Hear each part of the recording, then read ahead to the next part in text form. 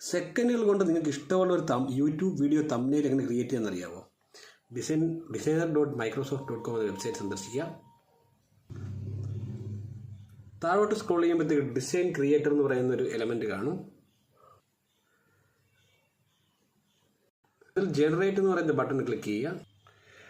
Generate click ചെയ്യുമ്പോൾ ഇങ്ങനെ prompt box open ആവും. അതിൽ പ്രോംപ്റ്റ് ഡിസ്പ്ലേ ചെയ്യുക.